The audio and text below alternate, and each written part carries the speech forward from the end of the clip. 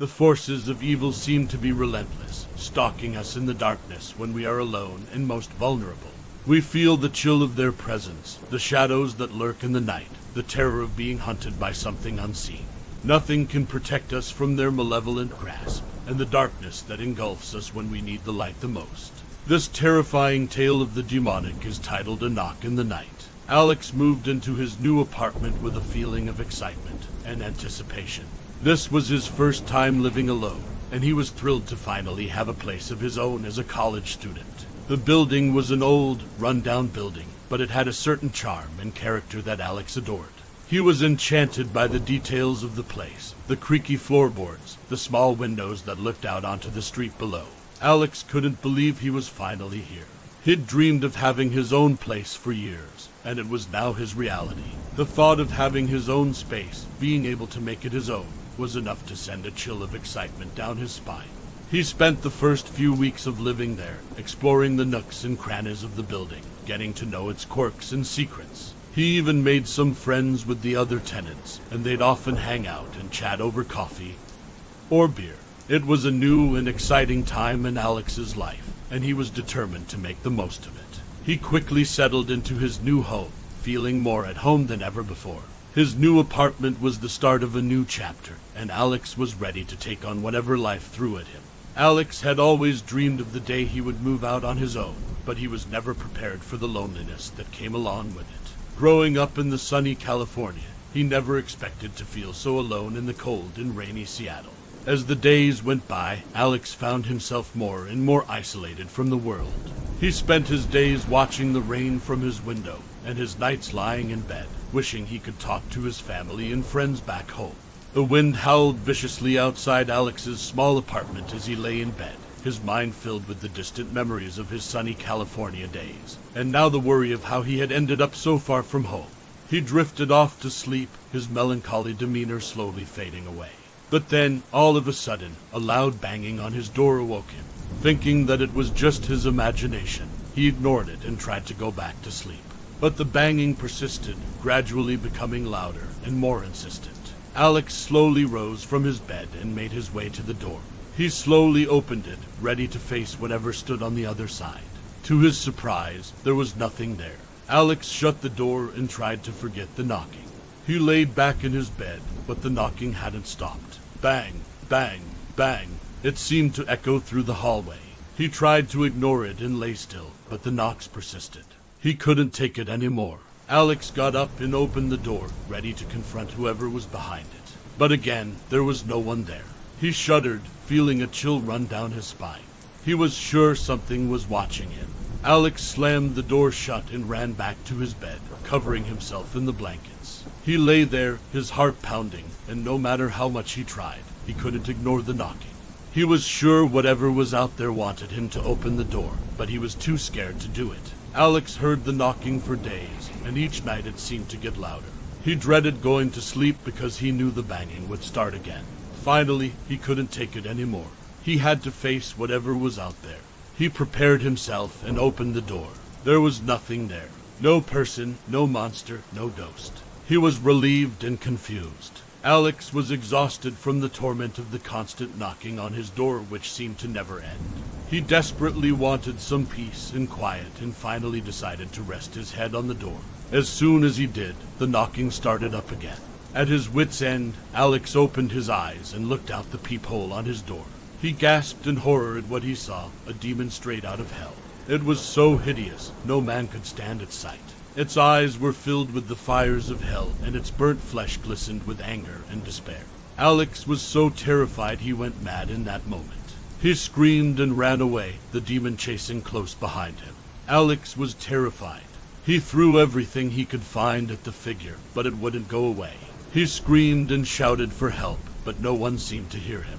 Eventually, his neighbors called the police. When they arrived, they found Alex in a state of panic, telling them about the demon he could see, but no one else could see it. The police tried to help him, but no matter what they did, the hideous monster kept tormenting Alex. Finally, the police had no choice but to take Alex to a mental hospital. There, Alex was given medication and kept under constant supervision, but the demon kept tormenting him. Alex was never free from its presence, and he would spend the rest of his life tormented by this demonic force. The demons that haunt us throughout our lives are no mere figment of our imagination. These dark forces of our innermost thoughts have a power that cannot be denied. They lurk in the shadows of our minds, ready and waiting to prey upon our fears. They are relentless and unyielding, a force to be reckoned with. Do not underestimate them, for their presence is ever present and their hold on us is unshakable. Beware these monsters of the mind, for they will never cease to terrify and haunt us. Jenny had been dreading her 40th birthday for weeks leading up to the big day. She had been so focused on her career and her charity work that she hadn't really had time to think about it. But when the day finally arrived, Jenny felt surprisingly calm about the whole thing. At first, she was a little sad that she was no longer in her 30s, but then she remembered all the amazing accomplishments she had achieved. She was a successful lawyer and had done a tremendous amount of charity work in her community. She had achieved a lot in her life, so turning 40 was definitely something to be celebrated. Jenny decided to spend her special day with her closest friends. They went out to a fancy restaurant and toasted to her milestone birthday. They laughed and reminisced about old times and shared stories about their lives. After dinner, Jenny and her friends decided to end the night with a quiet stroll through the park. As they walked, they talked about the future, their dreams, and how far they had all come. When they reached the end of their walk, Jenny looked up at the night sky and smiled. She thought about all the years she had spent working hard to get to where she was and how much further she still wanted to go. The night of her birthday was perfect, but when it was time to go home, she couldn't help but dread it. She didn't want to sleep, as she was haunted by the torment she suffered as a little girl. Every time she closed her eyes, she was reminded of the bullies who would tease her and make her feel worthless because of her weight. The nightmares of the cruel children were always the same. From her childhood days, she would wake up in a cold sweat, feeling scared and alone. She tried to push away the memories, but they kept coming back. She was terrified of going to bed, so she stayed up late and did her best to stay awake. But eventually the fatigue was too much, and she drifted off to sleep. The nightmares never went away, and every night she would suffer the same torment. She would wake up feeling isolated and helpless, her self-esteem destroyed by the experience. It was a never-ending cycle of despair, and she felt like there was no escape. She was constantly haunted by the memories of her childhood torment. Little did Jenny know that these nightmares weren't from the trauma she suffered in her childhood, but something much more sinister. As she slept, demons would enter her room and whisper into her ear. They would tell her that she was worthless and didn't deserve the life she had. Jenny's nightmares became more and more vivid as the days went on. She began to hear their voices more clearly, and their words made her shake with fear. She tried to run away from the demons, but they always followed her. One night, she awoke to find the demons had begun to take physical form. She saw the dark silhouettes of their eyes staring at her and felt their icy breath on her skin. She screamed and tried to run, but they blocked her path. The demons told Jenny that she was nothing and that she should just give in to them. They told her that she was unworthy of love and that she would never be happy. Jenny was filled with terror, but she managed to find the courage to fight back. She shouted at them to go away and leave her alone. She told them that she was valuable and deserved to live a happy life. The demons laughed and mocked her as she tried to defend herself. Jenny had been suffering from the same strange and terrifying nightmarish attacks for months. She was desperate for a way to end the onslaught of terror that plagued her every night. And so it was no surprise when she eventually turned to the one thing she thought she could control: alcohol. At first, it seemed like a godsend. The liquid numbed the fear that gnawed at her soul, and the nightmares started to fade away. She was able to sleep again, and the days felt a little less oppressive. But her newfound relief was short-lived. Jenny quickly became addicted to the substance, and her drinking spiraled out of control. She started missing days of work and soon found herself unemployed and alone. With no job and no money, she felt worthless and her self-esteem plummeted. Soon, the nightmares returned with a vengeance, and Jenny realized that the demonic entities that had been tormenting her had won. The only thing that was left for her was to surrender to her addiction and accept her fate. Jenny had been consumed by her own demons. In the end, they had taken everything from her: her job, her self-esteem, and eventually, her mortal soul.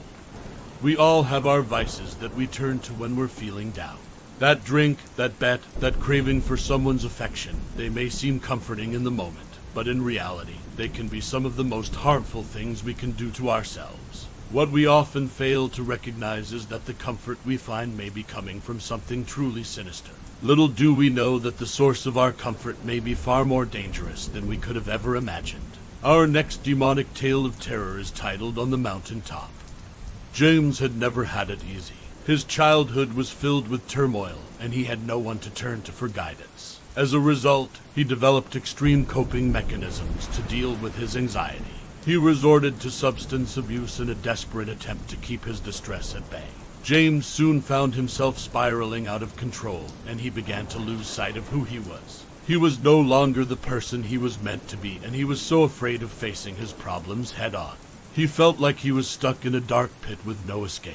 One day, while in a particularly dark place, James stumbled across a stranger who had been through the same struggles as him.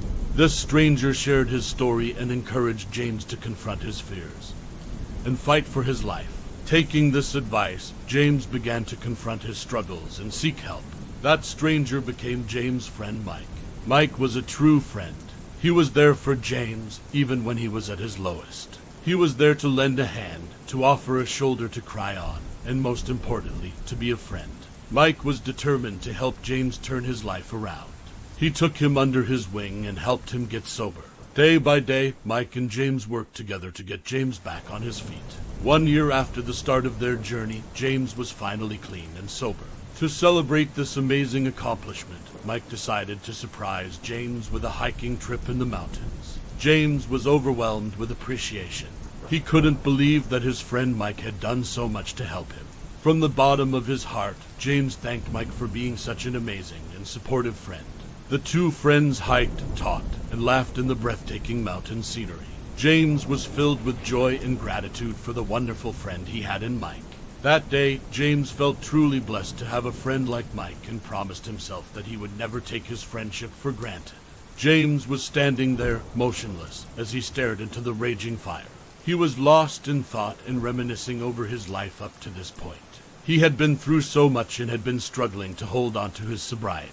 It was on this very trip that he was celebrating his success. Suddenly, out of the corner of his eye, he noticed a movement. Mike had emerged from the tent carrying a 6-pack of beer. He walked towards the fire, illuminated in the darkness, and stood there in silence. James thought it was strange that Mike was offering him a beer on this special night. He had never partaken in any alcohol during this journey, and he was determined to stay away from it. He looked up at his friend, and when their eyes connected, his heart stopped. Mike's true form had been revealed to James. His eyes were black, and his horns were protruding from his head. His teeth were sharp and jagged like a shark's. James was filled with fear and confusion. He had no idea of why Mike had chosen him for this journey, and why he was now offering him a drink. Mike hadn't said a word and just stood there with a menacing grin on his face. James looked down at the embers of the fire, a wood crackling and popping as it burned in the intense heat. His moment of thought was quickly interrupted by Mike in his full demonic form. The demon's voice echoed with a devilish, scary tone. "I'm not changing back, James. You know who I am." James was shaking. This was the first time he had been sober for this long, and now he was being tempted to drink again. Mike tossed him a beer. "You might as well have one of these," he said coldly. James knew what he was doing. His mind was racing, debating with himself whether or not to fall back into his old habits. He wanted to give in, but he knew what he had to do. He had to stay strong, no matter how scared he was. With a deep breath, James threw the beer into the fire. He watched as the beer disintegrated in the flames and the embers slowly died out. "You made the right choice," Mike said, his demonic face slowly fading away. "But I'll be back." James shivered as he watched Mike disappear into the night. Mike crept up behind James, bottle in hand, a twisted grin on his face. James could feel a chill go down his spine as Mike opened the bottle, the smell of the drink wafting in the air. He knew that this was not going to end well. Mike pressed the bottle into James' hands, and James could feel an adrenaline rush course through his veins as he watched the liquid inside glisten. He knew that this was the drink that had been his downfall, and yet here he was taking it again. He took a sip, and immediately the feeling of pleasure flooded his body, pushing away all his worries and doubts. But that feeling was short-lived. As the warmth of the drink slowly faded away, the shame of what he had done came crashing down on him. He had worked so hard to get his life back on track, only to have it all ruined in an instant. The demon laughed with a sinister cackle, as if taunting him for his foolishness. James was frozen in fear, unable to move. His own vice had taken control of him once again, and he was powerless to resist its evil ways. James stared into the flames of the campfire as the demon sat across from him, looking as if it were sizing him up. James had been drinking for hours, and the alcohol had already taken its toll. He was in a daze, his eyes half closed, his face drooping. Suddenly, the demon began to show him visions of a better life, a life without alcohol. A family, a good job, a nice home. It all seemed so perfect. James felt his throat tighten and his eyes fill with tears. He knew he had thrown away this chance to be happy. The demon then seemed to reach out and grab James's soul. He felt a deep sorrow fill him, and he could no longer keep his emotions in check. He looked up at the demon and, with a cracking voice, asked, "Why did you do this to me?" The demon's voice was dark and menacing. "Because I wanted to see you fall again, James. I may be evil, but you chose this life, my friend. You chose to drink away your pain and sorrow instead of facing them head on. You chose this path, and now you must live with the consequences." James bowed his head in shame and guilt, feeling the weight of the demon's words. He knew the demon was right. He had chosen this path, and now he was living with the consequences of his choices. James began to cry, his tears mingling with the alcohol on his face. He knew his life was in ruins, and he'd never get it back. James drank himself into a drunken mess of a life, and there was no way out now. The demon watched over James for the rest of his tragic life, a coy smirk on his face. When demons come for us, they are far more insidious than a dark force in the night. They don't just appear out of nowhere to frighten us. Instead, they lead us down a dark path with gentle persuasion. They are not just another bump in the night, but a sinister presence that can lead us astray. Our next story on demonic influence is titled An Unfaithful Moment. Michelle and David had been together for 25 mostly happy years. They had known each other since college and had been inseparable ever since. Throughout their relationship, Michelle and David had built a strong relationship that was based on love and respect for one another. They had raised 2 wonderful children together and worked hard to build a successful engineering firm. They were both respected in their industry, and their company had earned them both a lot of money, enough to ensure that their kids had a good future ahead of them. But their hard work and dedication had come at a cost. They rarely had time for themselves, and their relationship had slowly started to become strained. They both knew that they had to take time for themselves in their relationship, but they hadn't known how. As Michelle awoke from her slumber this morning, she was filled with an unsettling dread. It was as if something was lurking in the shadows of her dreams, whispering to her. She couldn't make out the words, but a strange feeling of unease filled her. Little did she know that something sinister had been at work all night, manipulating her subconscious. It whispered to her dark and twisted thoughts about her husband David. This dark presence whispered that he was cheating on her, and that she should be with someone else. It taunted her, telling her that she was too good for him. As the night progressed, Michelle felt the darkness slowly consuming her. She felt as if a deep, dark void had opened up within her, slowly swallowing her entire being. She felt a strong urge to leave everything behind and flee. But it was too late. A malevolent entity had already planted its roots in her mind. As the sun rose, so did Michelle's fears and doubts. Michelle wanted to scream and run away, but the evil force had already taken control of her. Michelle confidently entered her office, feeling the gaze of her male employees on her. She had always been a beautiful woman, but for the last couple of years, her husband David had made her feel insignificant. She had all but given up on feeling appreciated for her beauty. However, as she walked past the desks of her male employees, she could feel the admiration in their eyes. They looked up and smiled at her, and she felt a spark of confidence again. She returned the smiles. That evil force had played a trick on her as they weren't admiring her beauty, but were just greeting her as they would any other day. She was their boss, and they were just being polite. That demon attacking her subconscious all night made her feel that she was desired by all men except her husband. Distracted by all the newfound attention, Michelle decided to work from home as she had a lot to do today. As she arrived home, she saw that a gentleman from the gas company was parked in her driveway. and ringing the doorbell. He was checking for leaks in the community, and she let him in to check her furnace. As the man went down the stairs to her basement, Michelle thought about how handsome and rugged this man looked. He was quick to check the furnace for the leak. But as he climbed the stairs, something strange happened. Michelle felt a sudden urge to embrace him, to kiss him with all of her passion that had been building up over the years. But before their lips met, the man pushed her away and shouted that he was married. In that moment, Michelle heard the sound of her husband's voice from the stairs above. He had seen everything. She had been caught cheating, and there was no way to deny it. Desperately, Michelle ran into the bathroom, her heart pounding with fear. When she looked in the mirror, she saw something even more horrifying. In the reflection, she could see a demonic entity laughing at her and mocking her.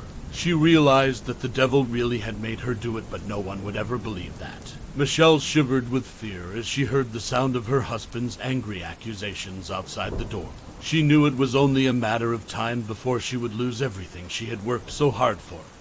Other times, I believe evil is exactly as it appears, a force capable of horrible, terrifying, and vicious acts. It creates stories that fill us with fear, feeding into the malevolent forces of our existence, and reminding us of the darkness that is ever present in the world. Our next story is titled The Fun House. Jenna and Lynn had been best friends since they were both 5 years old. They had grown up together in a small town and had always dreamed of the fall fair that took place each year. As they both turned 12, they were finally old enough to go to the fair without their parents. They could hardly contain their excitement as they woke up bright and early on the morning of the fair. The fair had rides, games, and cotton candy that the girls loved. The rides were the best part, though, as the girls laughed, screamed, and held onto each other while they went round and round. The night seemed to go on forever, and the girls stayed until the last ride had shut down. The two girls, Jenna and Lynn, had just finished their day at the fair and were ready to go home. But as they were about to leave, a clown stepped out of the fun house and waved them in. The clown taunted and teased the two girls, daring them to come inside the creepy fun house. Lynn looked at Jenna and said, "Let's go check it out." The two brave girls ran into the dark and spooky fun house and were immediately surrounded by a strange, eerie atmosphere. The clown was nowhere to be seen, and the only sound they could hear was the sound of their own heartbeats pounding in their ears. As they made their way down the long and winding hallway, Jenna and Lynn heard a deep and menacing laughter echoing through the walls. It sounded as if hundreds of clowns were laughing at them, trying to scare them away. They felt a chill run down their spines as the laughter intensified, but they kept going, determined to make it out of the fun house alive. Finally, after what felt like an eternity, Jenna and Lynn reached the end of the hallway. They stepped into a large room, the walls covered in clown paintings. In the middle of the room was the clown, laughing maniacally. "Welcome to my fun house," it said in a deep, scary voice. Jenna and Lynn trembled with fear as the clown advanced towards them, but they stood their ground. "It looks like you two are brave enough to stay," it said, its eyes twinkling with amusement. Jenna and Lynn had no choice but to accept the clown's challenge. The two girls laughed at the clown's warning and continued walking into the fun house, unconcerned with the danger they were walking into. Little did they know that the clown had been telling the truth. The deeper they ventured into the fun house, the creepier it became.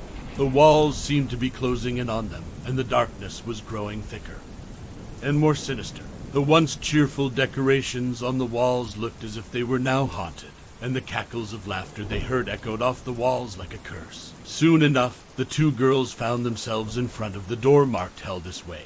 The clown had been right. As they stepped through the threshold, they were met with a sight so horrifying it made them scream. The fun house was filled with monsters, grotesque creatures with claws and teeth that seemed to be made out of a living darkness. They snarled and snapped at the girls, and they ran, terrified, through the narrow hallways. Every turn they took seemed to lead them deeper into the darkness, and the monsters seemed to be growing more and more aggressive. The girls were sure they would not make it out alive. Jenna and Lynn had been to the fun house before, and had always enjoyed the carefully designed sets, the bright lights, and the laughter of children. But this time, as they entered the ride, they were met with something much more sinister. The sets were gone, and all that remained were twisted, gruesome structures. They began to explore, but were quickly met with the most horrific sights they had ever seen. Blood and gore were everywhere, and it was clear that this place was filled with torture and torment. The two girls began to panic as the realization dawned on them that they had crossed over into an actual hell. The air was thick with pain and suffering, and all around them were screams and cries of agony. Jenna and Lynn could barely move, paralyzed with fear at the sights around them. Suddenly, a devilish figure emerged from the shadows. It was a tall, dark figure with glowing red eyes, and it looked directly at them. "Welcome to hell. You will be spending all of eternity here now," it said, in a deep and scary voice. Flames rose up from the ground and surrounded the two terrified girls. Jenna and Lynn shivered in fear, not knowing what to do next. They wanted to run, but it seemed that the figure had them trapped. They could only watch as the figure began to laugh maniacally, as if to mock them. The laughter echoed through the land, and Jenna and Lynn knew that they were in deep trouble. They had crossed over into a realm they would never escape. What started as a fun day at the fall fair ended in tragedy. The town was abuzz with excitement as people crowded around the rides, the carnival games, and the food stalls again that next day. The fall colors of the leaves on the trees and the warm autumn air made it perfect for a day out. But suddenly, the fun was interrupted when news got out that the two young girls went missing the night before. The townsfolk were horrified and immediately began to search for the girls. But no matter how hard they looked, the girls seemed to have vanished without a trace. The people were horrified, and the fall fair was immediately shut down. They became scared to leave their homes at night, dreading the possibility that the same fate could befall them if they were not careful. They had searched for the girls everywhere, but they had no luck in finding them. Little did they know that the girls were now doomed to suffer an eternity in hell. The fall fair was never reopened, and the incident left the town forever changed. Sometimes it feels like the worst things that can happen only happen when we finally find happiness. The good only seems to make the bad feel even worse. It's a confusing and frustrating cycle, but it's important to keep your head up and stay hopeful that things can and will get better. Our next tale of the demonic is titled Unleashing the Past. The sun shone brightly over the town square of New Hope, its 250th anniversary of existence celebrated with a parade, a celebration, and the opening of the time capsule placed there a long, long time ago. The crowd standing in the town square was filled with anticipation as the mayor and other town officials made their way to the capsule. The mayor was a descendant of the town's founders, and he wore an old-fashioned top hat and suit, a reminder of the old-world charm of the town. The mayor pulled out an old key and unlocked the time capsule, revealing a note within. He read it to everyone, and it spoke of the hope and optimism of New Hope's founders. They had envisioned a world of peace, free of war and suffering, and the note was a testament to that dream.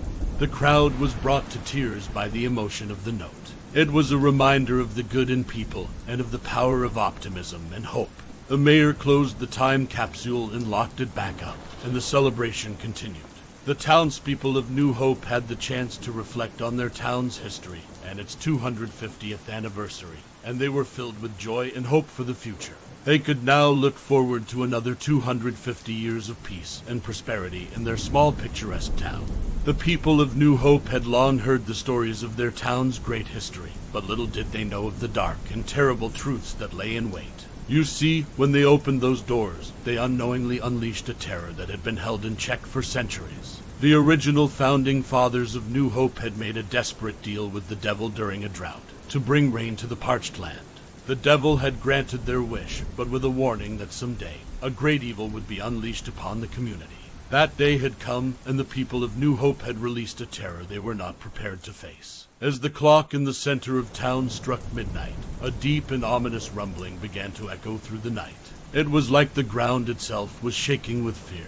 The people of New Hope, a small picturesque community, began to stir, with fear and confusion overtaking them. Suddenly, a portal opened, and from it spilled a horde of grotesque, horned creatures. Demons and the damned had entered the world, and they were filled with a hungry rage. They began to spill into the streets, their eyes filled with a deep and unquenchable hate. The citizens of New Hope were filled with terror. All seemed lost as the creatures filled the town with screams of terror.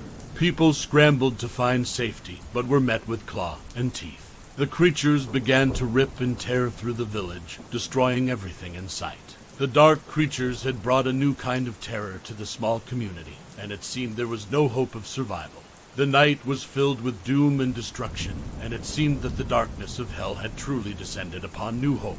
The air was filled with the stench of sulfur, and fires were burning everywhere. The townspeople of New Hope were stricken with fear as they watched their homes burn to the ground. There was no escape. An unseen barrier surrounded the community, trapping them inside. A living dead roamed the streets, searching for victims to take back to the demons. One by one, the townspeople were dragged away, forced back to the town square. Those that remained clung to each other in fear, knowing that soon they would face unspeakable acts if they were caught. The evil presence of the demons seemed to linger in the air, making it thick and oppressive. People hid in the shadows, hoping and praying that the demons would not find them. But those prayers were in vain, as the living dead continued to haunt the helpless townspeople. The screams of terror and pain echoed through the air as the townspeople were dragged away, never to be seen again. Those that remained were filled with terror, knowing that soon they would face the same fate. The townspeople of New Hope were trapped, unable to escape the horror that surrounded them. They had no choice but to face the unspeakable acts that awaited them as they were slowly herded into the darkness. The citizens of New Hope were lined up one by one in the town square and forced to watch in horror as the devil himself arrived through the portal created in their small town. The devil was accompanied by a host of demons and the damned, who cackled and jeered as he made his way through the crowd. As he passed each member of the town, he would conduct unspeakable acts upon them to the delight of the demons and the damned. The mayor was then brought forward to face the devil, and he pleaded with him for mercy. The devil, however, was unmoved and offered the townspeople a deal. If they offered the souls of 10 citizens, then the time capsule containing the portal would be resealed, and every 100 years, the inhabitants of hell could descend upon New Hope for just one night of hell. The townspeople, filled with fear and dread, reluctantly agreed, and the portal would now be closed. The descendants of the original forefathers of the town were dragged through the portal by the demons that descended upon New Hope. The people felt shame and sorrow as they realized that they damned the future inhabitants of that town to one night of hell every 100 years. These would be their children and grandchildren that they cursed for all of eternity. No one spoke a word as the devil slowly disappeared through the portal, leaving the townspeople in a state of shock and terror. The devil had gotten what he wanted, more access to torment the living, and he really had to do nothing. All that remained was an ominous silence, punctuated only by the screams of the damned. The townspeople knew that from that day forward, every night, in every home, horrors of an unimaginable nature would lurk in the shadows, waiting to be unleashed.